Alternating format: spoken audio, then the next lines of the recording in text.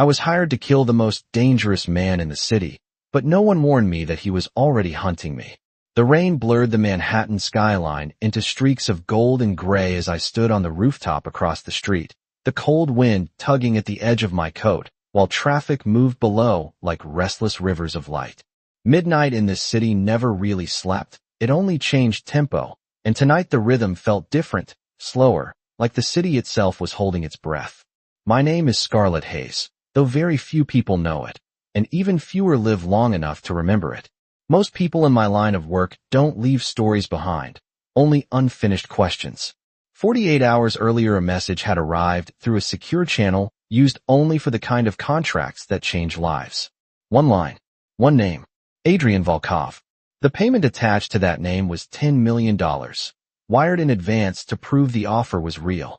In my world, numbers like that meant only one thing. The target mattered. A lot. I had heard the rumors long before I accepted the contract. Adrian Volkov controlled half the underground business that moved quietly beneath Manhattan's polished skyline. Some called him a criminal mastermind. Others called him a businessman with unconventional methods. Either way, people who crossed him had a strange habit of disappearing from conversations, from cities, sometimes from history itself.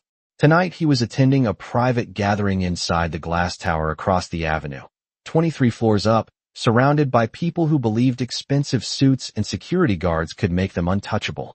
From my vantage point, I could see the reflection of the party lights in the massive windows, silhouettes moving behind the glass, laughter rising faintly through the storm. I checked my watch. 12:23 a.m. Adrian Volkov was late. Powerful men often were. They liked to make an entrance. The wind shifted, carrying the scent of rain and distant traffic, and for a moment I felt the strange calm that comes before a mission begins. Most people assume my work is driven by adrenaline or anger. It isn't. It's precision, observation, waiting for the exact moment when a story reaches its turning point. My eyes moved across the building again, scanning exits, cameras, reflections. That's when something unusual caught my attention. The elevator doors opened in.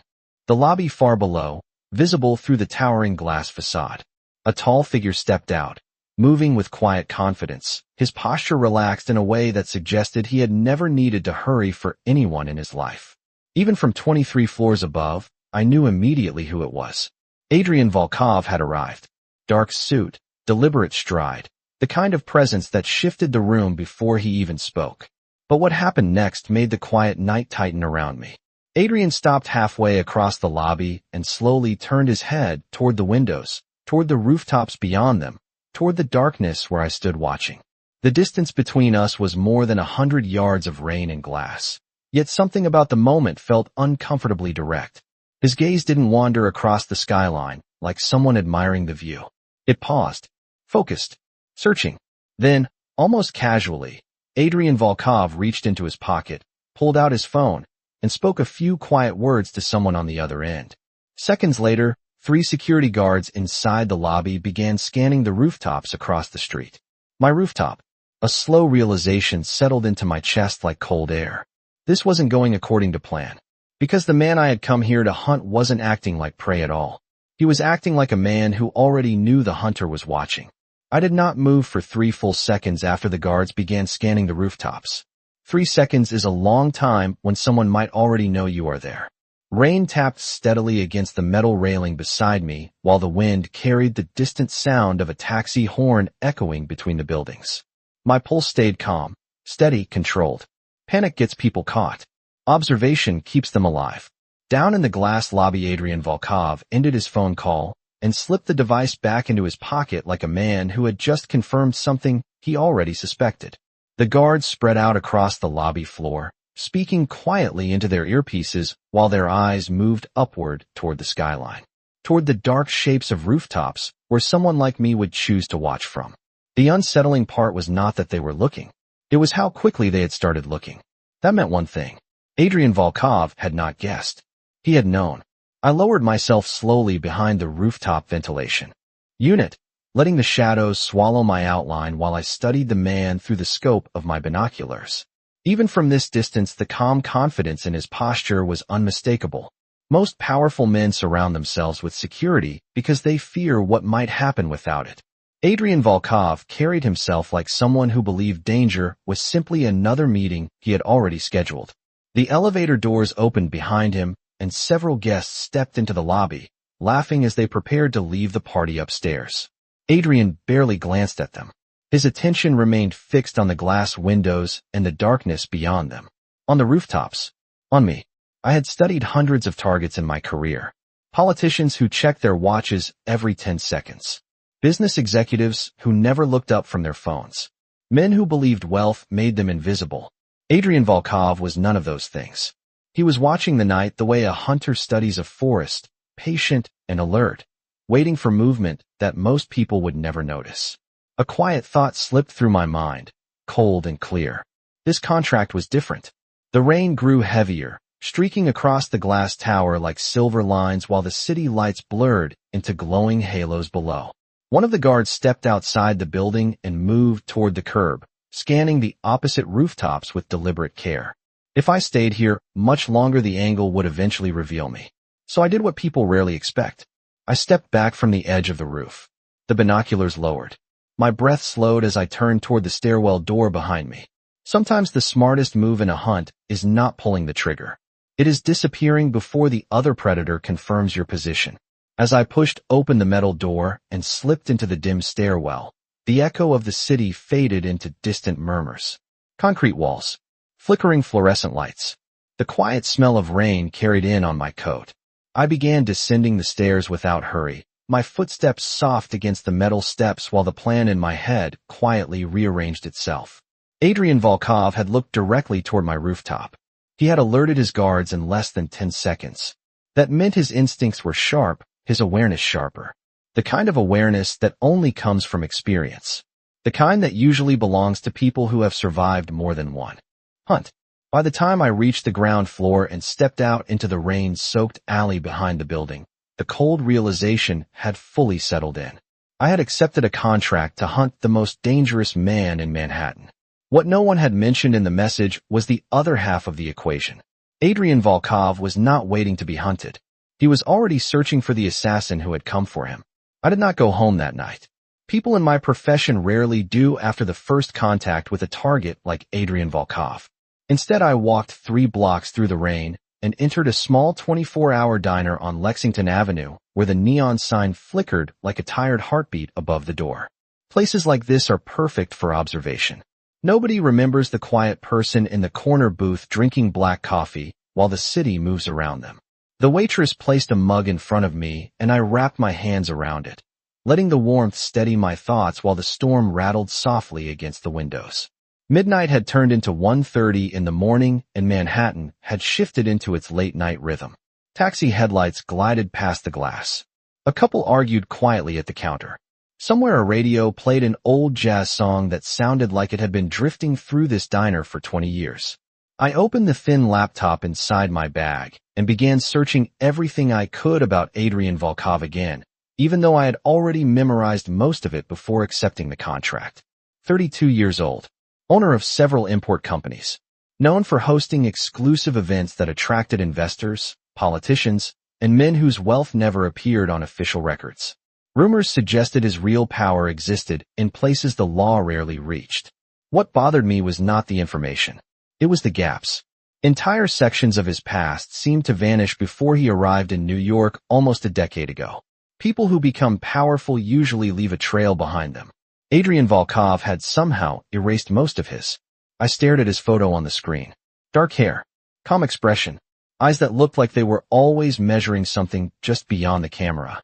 A man like that does not survive in the shadows by accident. The bell above the diner door chimed softly and a cold gust of rain swept across the floor. Instinct made me glance toward the entrance. A tall figure stepped inside and shook the water from his coat before scanning the room with quiet precision. My hand froze around the coffee mug. Adrian Volkov. For a moment, the noise of the diner seemed to fade into the background. He moved toward the counter with unhurried confidence, as if this was simply another stop during an ordinary night. No guards. No security detail. Just the most powerful man in the city walking into a place where truck drivers and night shift nurses stopped for pie and coffee. The waitress greeted him like she had seen him before. He nodded politely, and ordered coffee in a voice calm enough that nobody in the room looked twice. Except me. I lowered my gaze to the laptop screen, pretending to read while my mind raced through possibilities. Either this was a coincidence, so unlikely it bordered on impossible, or Adrian Volkov had followed a trail straight to the diner. I listened carefully as he stirred sugar into his coffee behind me. The quiet clink of the spoon against ceramic echoed louder than it should have. Then his voice spoke from only a few feet away, smooth and unhurried. Interesting choice of location for someone who prefers rooftops. My eyes lifted slowly from the screen. Adrian Volkov was looking directly at me through the reflection in the diner window. He had not turned around. He did not need to. And in that moment the truth settled into place with perfect clarity. I had spent the night studying the most dangerous man in Manhattan. What I had not realized was that he had been studying me right back. I did not turn around immediately. That was the first rule of survival when someone like Adrian Volkov spoke your presence into the room. React too quickly, and you confirm everything. React too slowly, and you reveal fear. So I took another calm sip of coffee and watched his reflection in the rain-streaked diner window while the neon lights outside painted the glass in shifting colors of red and blue. Adrian remained seated at the counter, one hand resting loosely around his coffee mug as if he were discussing the weather with a stranger rather than confronting the person hired to end his life. The quiet confidence in his posture was unsettling. Most people show tension when they realize a threat is nearby. Adrian looked almost amused. The waitress passed between us carrying a plate of pancakes for another customer, and neither of us spoke until she disappeared into the kitchen again. Only then did Adrian continue in the same calm tone. You know, rooftops usually offer better visibility than diners. Less coffee, though. His reflection finally turned slightly toward mine. Not enough to face me directly. Just enough to show he was watching without appearing to watch. I closed the laptop slowly and slid it back into my bag. The jazz song on the radio drifted through the diner like a slow conversation between old friends while rain continued tapping against the windows. Interesting observation, I said quietly. Adrian took a small sip of his coffee. I try to pay attention to details, especially when someone has been following me across half the city tonight. The words were simple, but the meaning behind them carried the weight of certainty. He had not guessed. He had traced my movements. The thought should have made my pulse rise, but instead it sharpened my focus. If Adrian Volkov had found me this quickly, then the game had already changed. I turned slightly in my booth so I could see him without relying on reflections. Up close he looked exactly like the photographs, but photographs never capture the subtle things that make someone dangerous. The stillness in his eyes. The way his attention seemed to measure every movement in the room without appearing to move at all. He noticed the shift immediately and offered a small polite nod, the kind strangers exchange in quiet places late at night. For a long moment neither of us spoke. Two people sitting 10 feet apart in a diner that smelled like coffee and maple syrup while an entire city slept around us. Finally Adrian set his mug down on the counter and asked a question so calmly it almost sounded casual. How much did they offer you? The question hung in the air between us. I did not answer. Instead, I studied him the same way he had studied the rooftops earlier, searching for signs of impatience or anger. There were none. Adrian Volkov looked like a man discussing business terms rather than his own survival. When I remained silent, he smiled faintly, not mocking, just thoughtful. 10 million would be my guess. That seems to be the current rate for my inconvenience. The accuracy of the number sent a quiet chill down my spine. Adrian noticed the reaction immediately. I see I was correct, he said softly. He lifted his coffee again, watching me over the rim of the mug. Now the interesting question becomes this. He paused just long enough for the rain outside to fill the silence. If you are here, and I am here, then who exactly is watching both of us tonight? Adrian's question settled over the diner like a quiet storm cloud that nobody else in the room seemed to notice. For a moment, the only sound was the soft hum of the refrigerator behind the counter and the rain tapping steadily against the glass. I followed his gaze toward the window, letting my eyes scan the reflections of the street outside. Yellow taxi lights slid across the wet pavement. A delivery truck rolled past slowly. Two pedestrians hurried along the sidewalk under a shared umbrella. Ordinary pieces of the city, or the kind of details people hide inside when they do not want to be noticed. I turned back toward Adrian. You assume someone is watching, I said calmly. Adrian tilted his head slightly, as if amused by the choice of words. I do not assume things, he replied. I observe patterns. And tonight the pattern is wrong. He lifted one finger and gently tapped the ceramic mug in front of him. When a professional hunter takes a contract, they do not reveal themselves inside a diner at 1:30 in the morning. They stay distant, patient, invisible. His eyes moved briefly toward mine through the reflection in the stainless steel coffee machine. Which means something forced you to change the plan. I remained still in the booth, considering the possibilities. The unsettling part was that he was correct.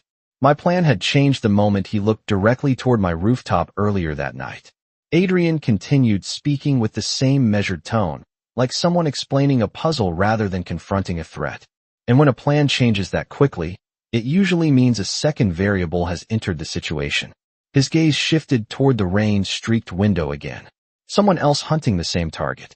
Or perhaps hunting the hunter. The idea had already crossed my mind, but hearing it spoken aloud made the quiet tension in the room sharpen. I glanced toward the door of the diner without moving my head fully. The neon sign outside buzzed softly. The street looked almost empty except for the slow-passing traffic. Almost. Across the avenue, a black sedan sat parked along the curb with its headlights off. The car had been there when I arrived. At the time, it seemed like any other vehicle left overnight in the city. Now it looked different. Still, waiting. Adrian noticed the direction of my attention immediately. He did not turn to look. That would have been too obvious. Instead, he stirred his coffee slowly and spoke in a voice quiet enough that only I could hear it from across the room. Black sedan. Parked 20 yards away. Engine idling every few minutes to keep the battery warm in the rain. The driver has been inside for almost 40 minutes. The calm precision of his observation sent a quiet chill down my spine. You have been watching it too, I said. Adrian smiled faintly into his coffee. Of course. When you live long enough in my world, you learn something important. He paused and set the spoon gently against the saucer. The person who hires the hunter often sends another one to make sure the job gets done. The weight of that sentence settled between us. $10 million was a large number, but in certain circles, it was also an investment. One that powerful organizations rarely trusted to a single person. I leaned back slightly in the booth, letting the idea settle into place. So the question is not whether someone else is watching, I said quietly. The question is which one of us they expect to fall first. Adrian finally turned halfway on the stool and looked directly at me for the first time since entering the diner. His eyes were calm, steady, almost curious. That is exactly the question, Scarlet Hayes. Hearing my name spoken so easily sent a ripple of silence through my thoughts. Adrian lifted his mug again and took a slow sip of coffee. And now that we both know we are part of the same hunt, he said softly, the only real question left is whether we keep hunting each other or start hunting the people outside. For a few seconds, neither of us moved. The diner continued its quiet rhythm around us while the rain outside softened into a steady whisper against the glass. Adrian Volkov sat at the counter with the calm posture of someone who had already accepted every possible outcome of the night. I remained in the booth, watching the reflection of the black sedan across the street through the window beside him. The car had not moved. Its shape remained a dark silhouette beneath the street lamp, rain sliding slowly down the windshield like thin rivers of silver. Adrian set his mug down carefully and slid a few bills across the counter to pay for the coffee. The waitress thanked him without realizing the strange tension that had settled between the two people in her diner. Adrian stood and adjusted his coat with a relaxed movement that looked almost casual. Then he glanced toward the door. We should probably leave before whoever is inside that car decides they are tired of waiting. His tone sounded more like someone suggesting a late-night walk than discussing a potential threat. I closed my bag slowly and stood from the booth. The city outside the window looked ordinary. Wet pavement. Blurred headlights. The kind of quiet street that hides things well. Adrian opened the diner door, and the cool night air swept inside with the scent of rain and distant traffic. We stepped out onto the sidewalk together like two strangers who had simply finished a conversation over coffee. The streetlight above us flickered once as a car passed at the far end of the block. Adrian walked beside me at an unhurried pace, his eyes casually scanning the reflections in storefront windows as we moved. People think danger always announces itself loudly, he said quietly as we walked. But the real kind is patient. It waits for you to believe everything is normal. I kept my gaze forward while watching the black sedan through the reflection in a dark shop window. It was still there, still quiet, still watching. You said the driver has been there 40 minutes, I replied. Adrian nodded slightly, which means they are waiting for confirmation. Either that the contract is complete or that someone else will finish it. The calm certainty in his voice made the situation feel even more surreal. Most people would have left the city by now. Adrian Volkov was strolling down a rain-soaked sidewalk, discussing strategy with the person hired to eliminate him. We reached the corner where the crosswalk signal blinked slowly above the empty intersection. Adrian stopped beside the pole and glanced toward the parked sedan without turning his head fully. Interesting thing about hunters, he said quietly. They usually focus so hard on their target that they forget something important. The light changed from red to green. What is that? I asked. Adrian looked at me directly for the briefest moment. That sometimes the target notices them first. At that exact moment, the engine of the black sedan across the street turned over softly, the headlights flickering to life through the rain. The car began to roll slowly away from the curb, merging into the quiet flow of traffic like it had never been watching at all. Adrian followed its movement with calm interest. Well, he said after a moment, now we know one thing for certain. I watched the taillights disappear down the street, a quiet realization settling into place. What is that? Adrian gave a small, thoughtful smile. The night just became much more complicated for both of us. The taillights of the black sedan disappeared at the far end of the block, swallowed by the quiet rain and the endless flow of late-night traffic. For a few seconds, neither of us moved.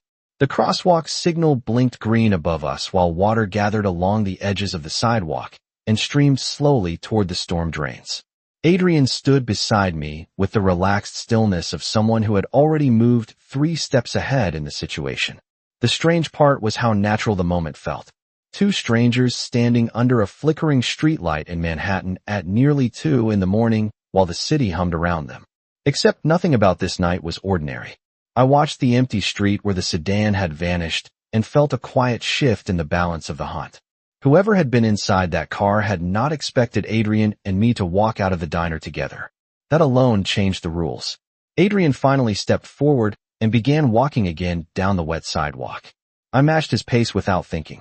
You did not seem surprised, I said after a moment. Adrian glanced toward a storefront window as we passed, studying our reflections the way a chess player studies the board after every move. Surprised is not the right word, he replied calmly. I was hoping they would reveal themselves sooner. I slowed slightly, turning that statement over in my mind. You expected someone else to be involved. Adrian nodded once. Contracts like yours rarely travel alone. People who operate at that level prefer redundancy. If one plan fails, another finishes the job. His tone remained almost conversational, but the meaning behind it was sharp. $10 million was not simply payment. It was leverage, a way to make sure multiple people chased the same result. We reached another intersection where the glow of a convenience store spilled across the pavement. The street here was quieter, the buildings older, their windows dark except for the occasional apartment light flickering in the upper floors. Adrian stopped beside the glass storefront and looked inside as if examining the rows of snacks and bottled drinks. But his eyes were not focused on the shelves. They were watching the reflection of the street behind us. They followed us for almost 5 blocks after you left the rooftop, he said quietly. I noticed them near Madison Avenue. They kept their distance, professional enough to avoid obvious mistakes. I crossed my arms lightly against the cool air and studied the reflection beside him. Nothing unusual appeared on the street. No car idling. No pedestrians lingering.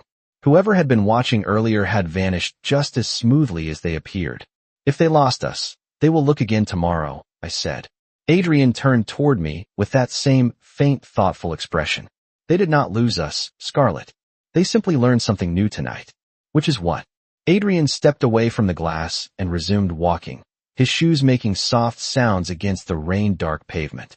That the assassin they hired did not finish the job when she had the chance, and that the man she was supposed to eliminate is now walking beside her down a public street.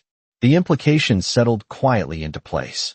Anyone observing the situation would reach the same conclusion, that the mission had changed, that loyalties were uncertain. I glanced toward him. So now we both look suspicious. Adrian gave a small, amused breath that almost sounded like a laugh. Suspicion is part of survival in my world. The real question is how long they will wait before adjusting the plan. A distant rumble of thunder rolled across the city as we reached the corner of another block. Adrian stopped beneath a streetlight and looked up briefly at the dark skyline above us. When he spoke again, his voice was calm but certain. Because once they adjust the plan, Scarlett, they will not be watching from parked cars anymore. They will start moving pieces across the board. And when that happens, the night will stop being quiet. The rain had slowed to a thin mist that drifted through the glow of the streetlights as Adrian and I continued down the quiet Manhattan block. The city felt strangely calm for a place that usually never stopped moving. Somewhere in the distance, a subway rumbled beneath the pavement, the vibration passing through the ground like a slow heartbeat. Adrian walked beside me with the same controlled pace he had carried since leaving the diner, his eyes occasionally moving toward windows, reflections, and dark intersections as if he were quietly mapping the entire street in his head. After a few minutes, he turned toward a narrow side street lined with older brick buildings and dim apartment entrances. "This way," he said softly. "Less traffic. Less attention." I followed without argument. The alley opened into a small courtyard behind a row of buildings where a single overhead light flickered weakly above a metal fire escape. Rainwater collected in shallow puddles across the concrete, reflecting the pale glow of the city skyline beyond the rooftops.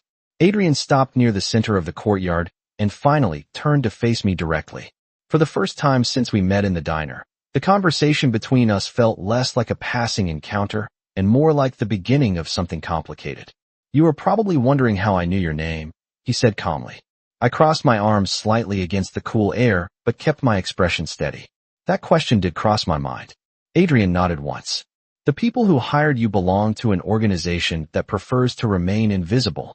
They recruit quietly. They erase records. They train individuals who are not supposed to exist outside their system." His voice remained low and precise, like someone explaining facts rather than secrets. I watched him carefully. "You are speaking as if you know them well." Adrian looked up briefly toward the fire escape above us, where water dripped steadily from the metal steps. "I do," he said. "Because 10 years ago I worked for them." The statement hung in the quiet courtyard between us. I felt the pieces of the night shift again inside my mind. The rooftop, the sedan watching from the street. The second hunter Adrian had predicted. "You are saying the same people who hired me once controlled you." Adrian gave a small, thoughtful nod. "Controlled is the correct word. They build loyalty through leverage, through information, through fear. But eventually, every system creates someone who learns too much." His eyes returned to mine with calm certainty. I became that person. The idea settled slowly into place. If Adrian had once belonged to the same network that trained people like me, then the contract was not just a random job. It was part of something larger. "So they want you removed before you expose them," I said quietly. Adrian did not answer immediately.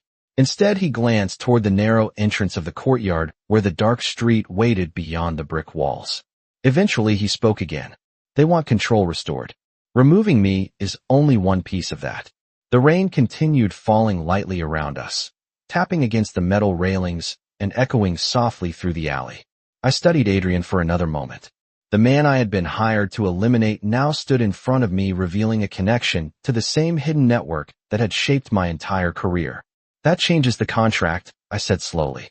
Adrian gave a faint, almost amused smile. "Yes, it does. Because now you understand something important."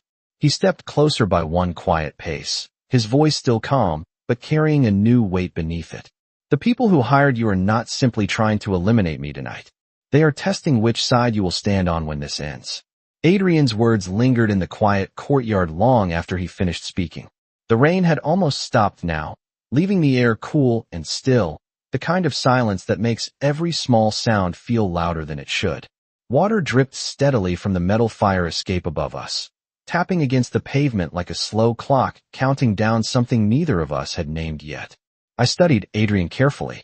The calm certainty in his voice suggested he had been expecting this moment long before tonight. If what he said was true, then the contract I accepted was never just about money. It was about allegiance. The realization settled slowly into place, like a door opening in a room I had not realized existed.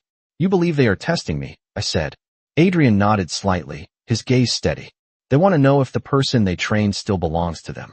The city lights reflected faintly in the puddles around our feet, broken into fragments of gold and white by the uneven pavement. I had spent years working inside the invisible system he described, a network that operated through whispers, encrypted messages, and carefully placed instructions. In that world, loyalty was not discussed openly. It was assumed, and anyone who questioned it usually disappeared from the conversation entirely. But Adrian Volkov was standing here after walking away from them 10 years earlier. That alone meant something had changed. I glanced toward the entrance of the courtyard again, half expecting to see the black sedan return to the street beyond. The alley remained empty. If they wanted confirmation tonight, they will not wait forever, I said quietly. Adrian folded his hands loosely in his coat pockets and leaned slightly against the brick wall beside him. No, he agreed. They will be watching for patterns, decisions, any signal that tells them where you stand. The faint smile he gave carried more understanding than humor. Which means every step we take now matters more than you realize. I crossed the courtyard slowly, stopping beneath the dim overhead light where the reflection of the skyline shimmered faintly in the puddle at my feet. For years I had followed instructions that arrived through anonymous channels, completing assignments that rarely revealed the full story behind them. Tonight was the first time someone connected the pieces directly in front of me. And you think they expect me to finish the contract anyway? I said. Adrian pushed away from the wall and stepped closer, his voice calm but deliberate. They expect you to prove your loyalty. The easiest way to do that is exactly what they asked for. The words hung between us. The meaning behind them was clear. I could still walk away from the courtyard, find another rooftop, and complete the mission exactly as the organization intended. That choice would restore the balance they expected. Adrian seemed to read the thought before I spoke. If you do that, he said quietly, the network remains exactly the same tomorrow as it was yesterday. Invisible, untouchable, untested. A distant siren echoed somewhere far across the city, fading quickly into the night. I looked up at him again. And if I do not? Adrian's expression remained calm, but something sharper appeared behind his eyes. Then the people who trained you will finally realize they created someone they cannot control anymore. The rain began falling again in a soft whisper across the courtyard. I took a slow breath and felt the weight of the decision settling around both of us. Adrian watched me carefully for a moment before speaking again in the same steady tone. Because once you make that choice, Scarlet, there will be no returning to the world you came from. The rain continued falling softly across the courtyard, turning the dim concrete into a mirror that reflected the broken shapes of the city lights beyond the rooftops. Adrian stood a few feet away from me, calm and patient, as if he had already accepted whatever decision would follow.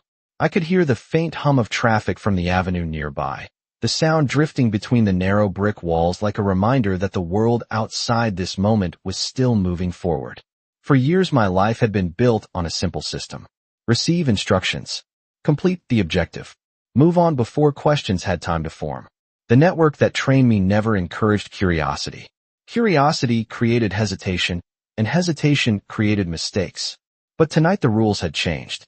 I looked down at the reflection of the skyline in the shallow puddle near my feet, watching the distorted towers shimmer with every drop of rain. You said they are waiting for a signal, I said quietly. Adrian nodded once. Yes, something that confirms whether the mission continues as planned. The air between us felt different now, heavier with the understanding that the next decision would echo far beyond this alley. If the organization believed their system was still intact, they would remain hidden, confident that the structure they built could not be challenged.